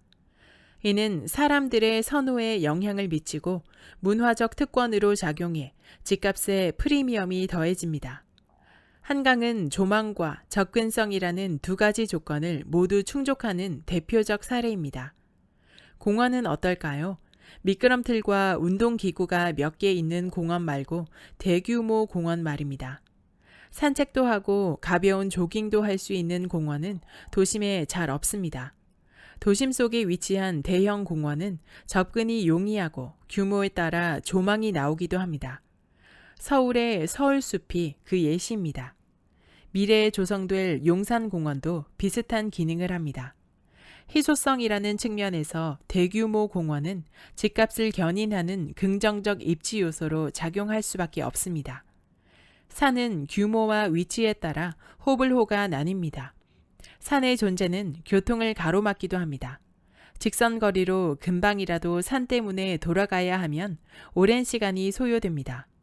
좁은 터널은 교통체증의 주요 원인이 되기도 합니다. 또한 산을 산책 공간으로 활용할 수 있을지는 미지수입니다. 산과 붙어있는 아파트는 경사면과 접할 확률이 높은데 일반적으로 구릉지는 평지에 비해 높이 평가받지 못합니다.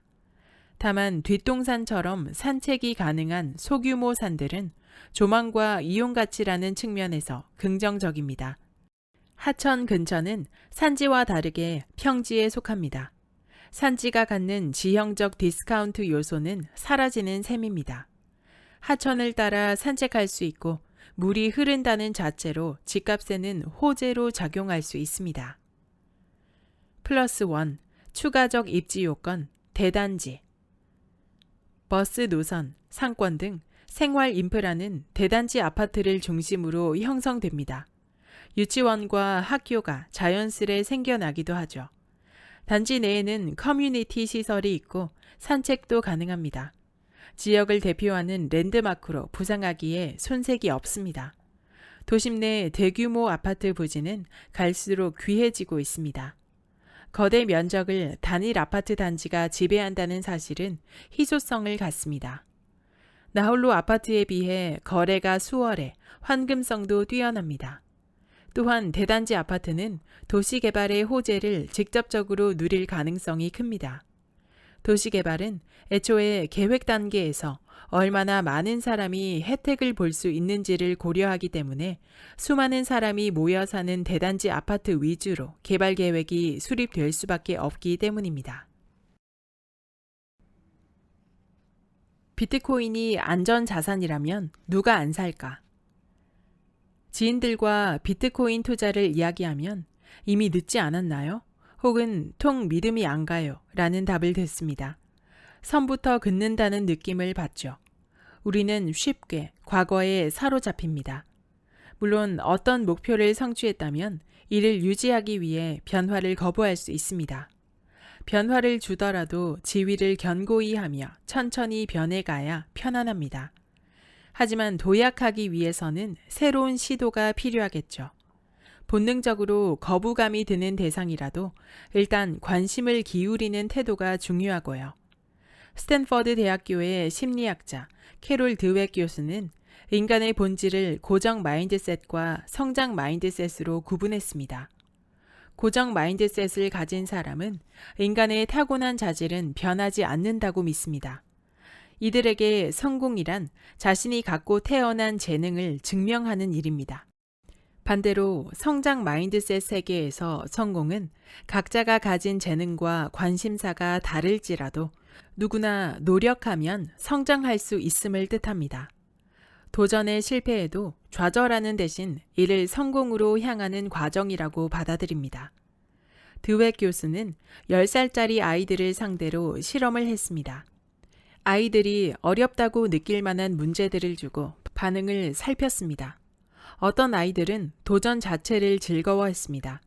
이 문제가 나에게 유익한 도움이 되면 좋겠어요 라고 말하는 아이도 있었다고 합니다. 이 아이들은 자기 자신한테 성장 가능성이 있음을 무의식적으로 자각하고 있던 겁니다. 긍정적이었던 이들은 문제를 해결하지 못하더라도 자신의 실수에서 배울 점을 찾고 또 고치려 노력했습니다. 반대로 어떤 아이들은 문제를 받자마자 풀 수 없는 문제라며 좌절했습니다.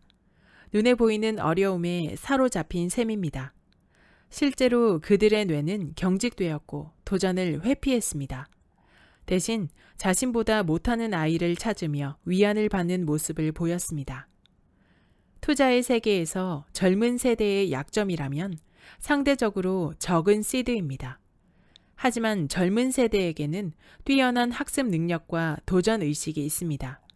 기회의 문은 진작 닫혔다고 좌절하며 현 상황에 머무를지, 자신의 성장 가능성을 믿고 도전할지는 선택의 문제이지만 당신의 인생을 한 단계 업그레이드하고 싶다면 성장 마인드셋을 탑재해야 합니다. 하루 30분씩이라도 집 밖을 나가 달리다 보면 컨디션이 눈에 띄게 좋아지는 경험을 할 수 있습니다. 회사 복도에서 모르는 동료에게 밝게 인사를 건네다 보면 어느새 그 동료와 친해지는 경험을 하게 됩니다. 잠들기 전 하루 동안 감사했던 일을 하나씩 떠올리는 연습을 하면 어느 날은 인생 그 자체로 행복을 실감하기도 합니다. 고정 마인드셋만 가진 사람, 성장 마인드셋만 가진 사람은 없습니다. 젊은 시절엔 약점보다 강점을, 그러니까 고정 마인드셋보단 성장 마인드셋을 부각할 수 있어야 당신의 투자 생활에 유리할 것입니다. 끝났다며 좌절할 것인가? 가능성을 찾아낼 것인가? 가상세계는 과거에도 존재했습니다. 대체로 게임의 형태였죠. 그러나 확장성에 한계가 있습니다.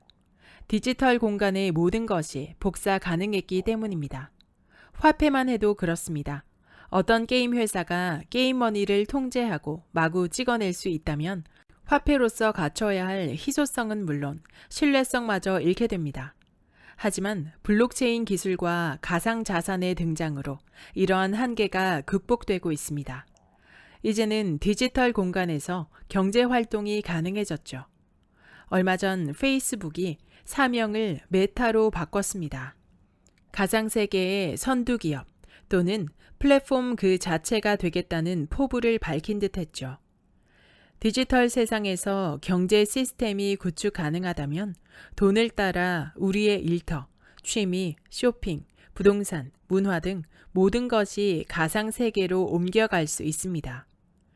요즘 유행하는 NFT 역시 쉽게 말해 디지털 세상으로 옮겨간 자산의 등기부 등본에 가깝습니다. 내가 비트코인 시장에 진입했을 때 뭐 이런 시장이 있을까라는 마음에 당황스럽기도 했습니다. 24시간 거래할 수 있다는 점부터 놀라웠습니다. 솔직히 비트코인에 관한 공학적 기술을 얼마나 아느냐고 묻는다면 거의 모른다고 답해야 할 것입니다. 그렇지만 나는 투자적인 관점에서 비트코인을 공급이 2100만 개로 제한된 대체 자산으로 정의했습니다. 공급이 제한된 상품은 가격이 비탄력적으로 움직입니다. 수요가 변하면 가격의 변동폭은 커질 수밖에 없습니다. 즉, 대중이 조금만 열광해도 비트코인의 가격은 크게 상승할 수밖에 없는 구조입니다. 공급이 비탄력적인 자산에는 언제나 기회가 있죠. 사람들은 비트코인이 화폐인지 아닌지 논쟁합니다. 기술적으로 상용화 될 수 있는지의 여부도 주요 관심사입니다. 비트코인이 화폐처럼 사용되는 모습을 기어이 목격한 다음 투자에 나서고 싶어 합니다. 하지만 모두가 비트코인의 가치에 동의하는 순간 비트코인은 오히려 투자 대상으로서 매력을 잃는다고 생각합니다. 대중의 생각이 일치하는 곳에서는 평균 이상의 수익을 기대하기 어렵기 때문입니다. 버블이 형성되는 시장의 모습은 대개 유사합니다. 얼핏 봤을 땐 단순해 보이지만 알면 알수록 복잡한 상품이어야 버블이 발생합니다. 좋아 보이긴 하는데 왜 좋은지 막상 이야기하라고 하면 설명이 쉽지 않은 상품들 말입니다. 게다가 공급이 한정적이라면 거품 끼기 더없이 좋은 여건이겠죠. 누구나 쉽게 이해하는 상품은 가격 상승이 제한적일 수밖에 없습니다. 이미 그 가치가 가격에 반영되었기 때문입니다.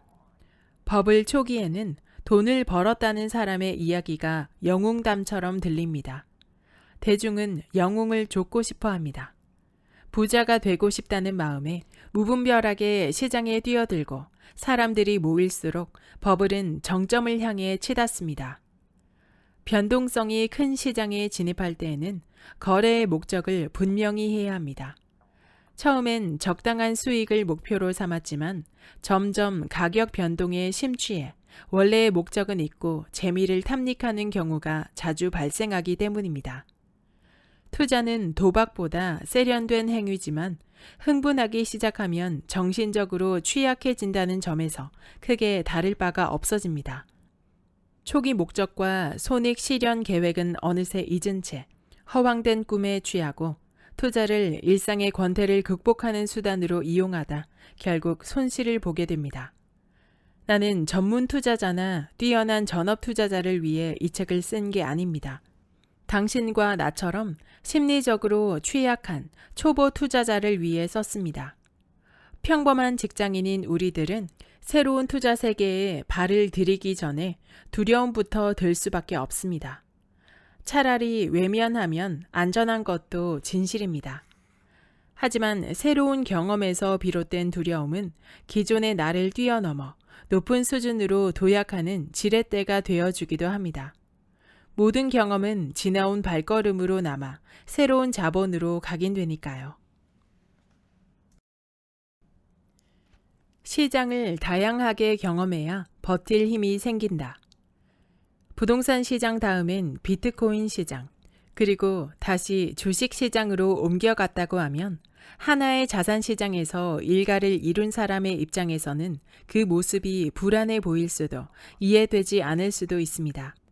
하지만 나는 단기간에 서로 다른 시장을 경험한 덕분에 투자 기준으로 삼을 것과 지울 것을 명확하게 구분할 수 있었습니다. 앞으로 투자를 얼마나 더 지속할지는 모르겠습니다. 언제까지 지속한다고 한들 내 안의 카오스는 영원히 통제하지 못할 것입니다. 실체 없는 이 카오스는 모두의 마음속에 존재합니다. 카오스의 모습을 뚜렷하게 설명하긴 어렵습니다. 카오스를 마주하는 건 개인의 영역입니다. 언제든 잠복해 있다가 공포, 희망, 절망, 환희, 자만 같은 형태로 나타나겠죠. 감정의 변화를 내면화하고 견뎌내기란 말처럼 쉬운 일이 아닙니다. 감정은 영원히 통제할 수 없습니다. 성공과 실패를 냉정하게 바라보기는 어렵습니다. 하지만 성공에만 몰두하는 사람은 한 번의 실패에도 무너져 내리기 쉽습니다. 반대로 실패에 매우 예민한 사람은 재도전이 어렵습니다. 외부 충격이 발생했을 때 좋아, 견뎌보자 라고 마음 먹는다고 해서 견뎌지는 게 아니기 때문이죠. 견뎌봤으니까 견디겠지 라는 경험적인 태도도 만능 열쇠는 아닙니다. 실로 재미라고는 없는 기본적인 이야기지만 차라리 잘 먹고 잘 자고 좋은 생각을 하고 운동하며 보내는 시간이 투자에 더욱 도움될 것입니다. 사람이 단단해져야 제3자 입장에서 상황을 바라볼 수 있으니까요. 미세한 차이로 승부가 갈리는 경기에선 얼마나 좋은 컨디션을 유지하느냐가 승패를 좌우합니다. 자기 기준과 감각을 길렀다 해서 시장에서 승리할 준비가 됐다고 말하기도 어렵습니다. 그렇지만 이제는 시장에 진입해도 되겠습니다. 라고 말할 수 있을 것입니다. 그 이후의 결과는 행운의 문제일 수도 있고 재능이나 노력의 문제일 수도 있습니다. 시장은 어렵습니다. 그러니까 기회를 많이 가져볼 수 있는 시기, 실패하더라도 재도전이 가능한 사회 초년생 시절에 투자를 시작해야 합니다.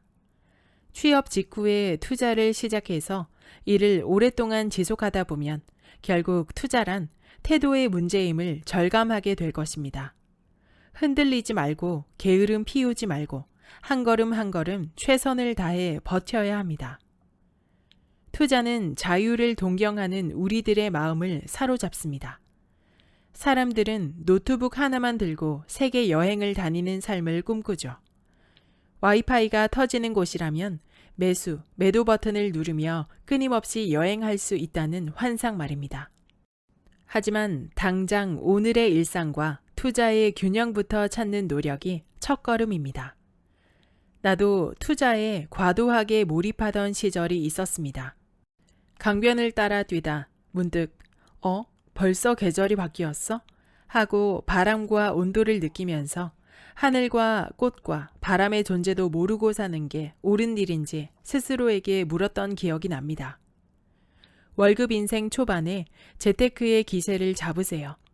투자는 일찍 시작해 빨리 경제적 자유를 이룬 다음 관둘 수 있다면 좋겠고, 장기전으로 끌고 가야 한다면 일상을 단단하게 가꾸어 가기를 바랍니다.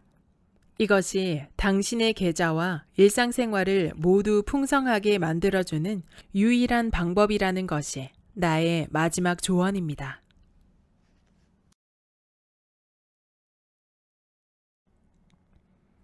여기까지 월급만으로 부자 되는 집중 투자법의 본문 일부였습니다.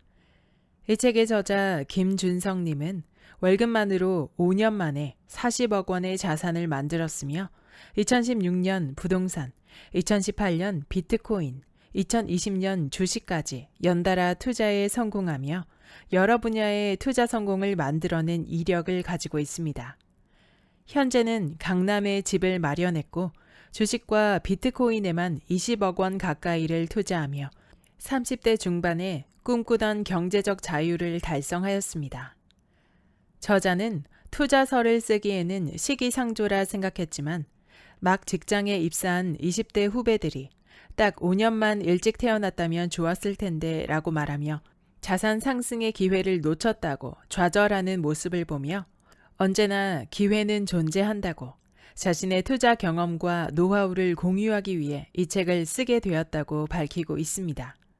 이어 저자는 이 책에서 막 직장에 입사한 후 결혼해서 아이를 낳기 전인 사회초년생 5, 6년간의 시간이 재테크의 골든타임이라는 점을 전제로 이 책의 이야기를 시작합니다. 물론 어느 때이든 각자의 때가 있겠지만 저자는 자신의 경험을 토대로 사회초년생들을 염두에 두고 이 책을 썼고 투자의 시작은 빠를수록 좋은 것이 사실이겠죠. 저자는 취업 후 6년간의 베스트 투자 전략을 2+2+2로 제시하고 있습니다. 2년간 자신의 연봉만큼 모으고 나서 우량자산 한 군데에 집중 투자한 후 똑같이 2번을 반복하는 것입니다. 종잣돈을 최선을 다해서 모으고 그 종잣돈을 분산하지 않고 한 가지 자산에 집중 투자하여 수익을 극대화하는 전략입니다. 그리고 저자는 투자를 하면서 이론부터 실전까지 너무 깊이 들어가지 않고 가격의 변곡점을 찾아 투자하되 손절은 냉정하게 실행하는 자신만의 노하우를 찾아내어 반복함으로써 수익을 꾸준히 낼 수 있었다고 말합니다. 실제 저자가 주식 투자를 할 때 사용한 종목을 찾고 그래프를 통해 변곡점을 찾고 매수와 매도 타이밍을 정하는 방법은 책 속에 자세하게 설명이 되어 있으므로 직접 읽어보신다면 많은 도움이 되실 것 같습니다. 저자는 부동산, 주식, 비트코인 3가지 자산에 모두 투자를 실행하며 기회의 문을 계속해서 열어나가기 위해 노력했다고 말합니다. 기회의 문은 언제 어디서 열릴지 모른다는 성장 마인드셋이 저자의 투자 성공 비법의 핵심인지도 모르겠습니다. 저자는 글솜씨도 매우 좋아서 내용의 이해도 쉬웠고 그 비유와 매끄러운 서술이 인상 깊었습니다. 투자에 새로운 아이디어를 얻고 싶다면 특히 20, 30대 직진 투자자라면 꼭 한번 이 책을 통해 투자 노하우를 얻어가시길 추천드립니다. 구독과 좋아요와 댓글은 큰 힘이 됩니다. 다음